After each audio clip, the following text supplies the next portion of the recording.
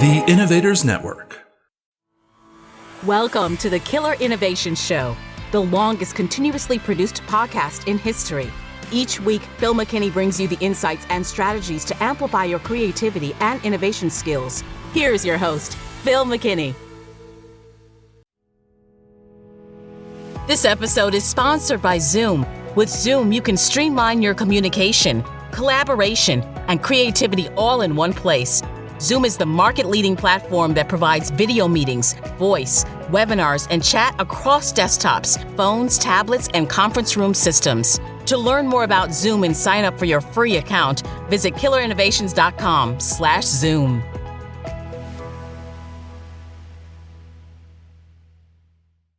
Welcome to this week's show. We're trying a little experiment. We're going to record this one actually while I'm in the car on the way to the office. Trying to get some shows in the can before heading up to the Olympic Peninsula area for the summer.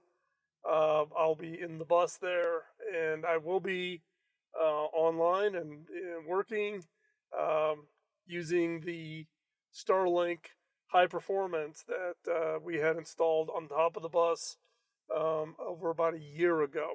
So, most recently, we've been running a series of shows, one, with both video and audio.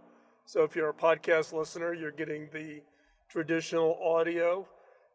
If you're a new follower on the YouTube channel, you're getting the video. We did the series on creative thinking styles, so divergent thinking, convergent thinking.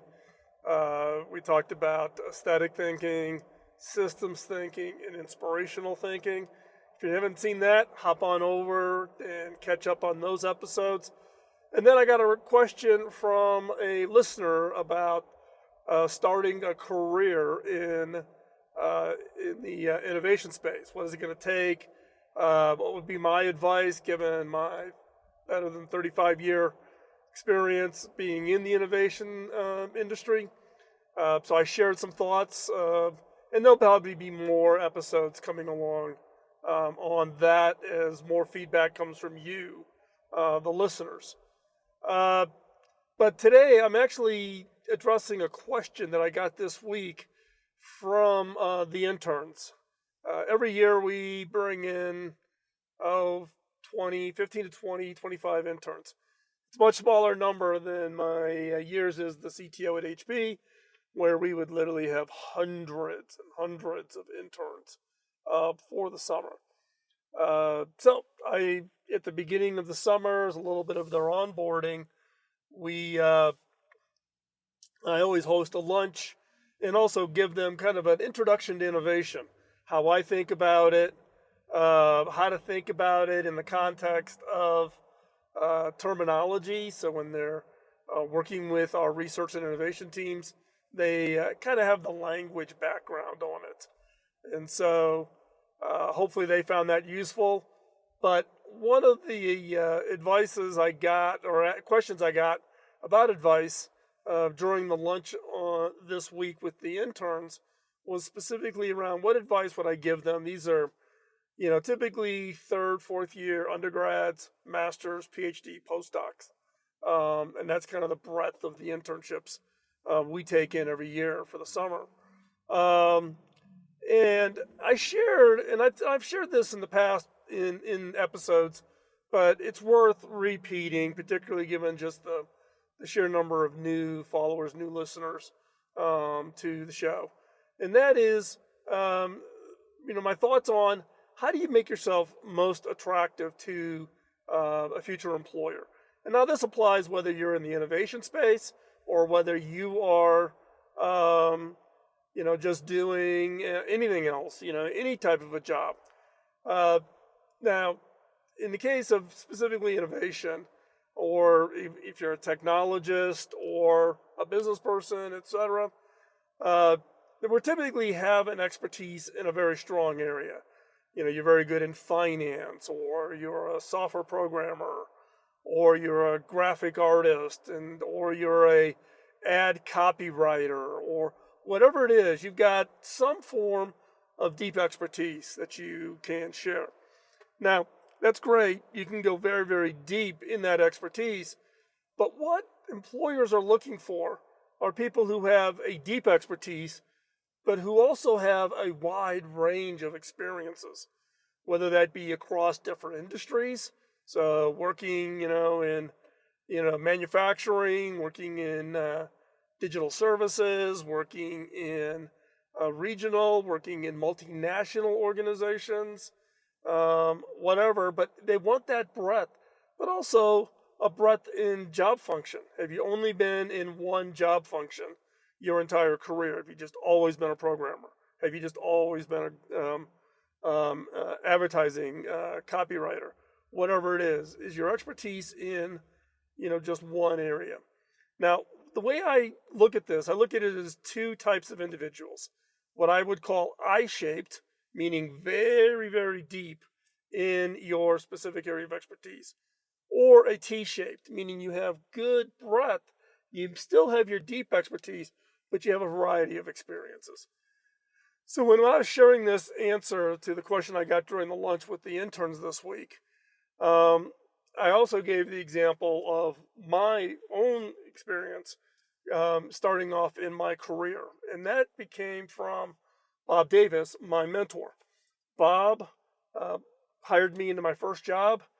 It was a division of Pernisol Publishing as a software programmer. And then within 3 to 6 months, I was being promoted to manage a small team of the software developers. Bob pulled me aside and said, "Hey, you can be a great programmer. You got strong technical skills, the work you've done, high quality, blah, blah, blah. But," he says, "if you really want to have success in your career, you need to know more than just have your technical skills, your technical chops."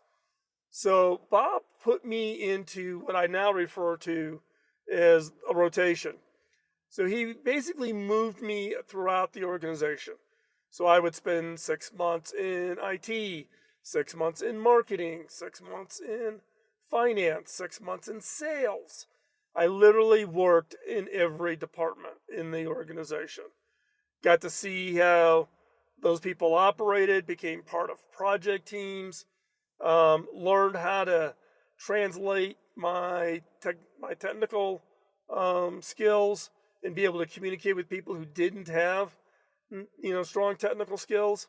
And remember, this is back in the early, late 70s, early 80s. And we were doing software development for the early PCs at that time. So you had new technology, things that people just were not familiar with. There was not a PC on every desk back then. They were very rare to find them even in office environments. But that experience of Bob having moved me throughout the organization, and having that experience of working across all the different departments really whetted my appetite to continue to build out what I now refer to as my T-shaped, getting a variety of industries. I've worked in publishing, computer-based training development, advanced microprocessors, early artificial intelligence, mobile technology, mobile telephony, in the late 80s. And then ultimately, more recently, being one of the co-founders at Telligent, and then going to HP and now at Cable Labs. So I would credit that T-shaped mantra of really equipping me for the career and the career success I had. It has really been transformative, gives me an incredibly broad experience, and my ability to read people and communicate to the people based on their background, their experiences, and their expertise. It has particularly been extremely helpful both at Hewlett Packard and at Cable Labs, where I'm interacting with people across a wide range of different levels, from CEOs of Fortune 100 companies down to small operations that are family operated. And being able to translate and transform how I present ideas, innovations, technologies, solving problems to those people with a wide range of experiences and expertise. So, again, my advice, if you want career success, is you need to have a deep set of expertise in a given area, whether that be technology, marketing, strategy, whatever. But you also have to have that T-shaped. You have to have that experience and expertise across job functions, and I would encourage you to also think about industries, getting a breadth of industry experience. But at the same time, my other flip side, here's a bonus: do not job flip. Don't do the 1 year, 2 year thing and flip, between jobs. In my case, I've been here at Cable Labs now starting 12 years. I was 10 years at HP. When you find someplace that works, that continues to give you the opportunities and expand your experience, stay. Commit. Be part of that team. Be part of that culture. Be part of that organization. Those experiences, those networks, those connections will be hugely valuable. But back to answering the question that I got from the internally this week: what do I attribute? What's my advice for the key career success that I've had? It is not being focused on just being an I-shaped individual, not just being deep, but be deep in one area, but have that T-shaped, broad experience, broad expertise that applies across a wide range of areas. So hopefully you found this useful. If you like this format, it's easy for me to do because I have typically a 45-minute drive into the office, and maybe we use this format to answer other questions that you see fit. If you've got a question, post them in the comments, or go over to philmckinney.com and you can submit the form there, and you can send me your questions, comments, and we'll see if we can't get to them. So with that, go out there, be creative, work on your ideas, and go and change the world. Talk to you soon. Bye-bye. Podcasting nonstop since 2005, this has been the Killer Innovation Show on the Innovators Network. This show is distributed by the Innovators Network. For more information and other great shows and content, visit theinnovators.network.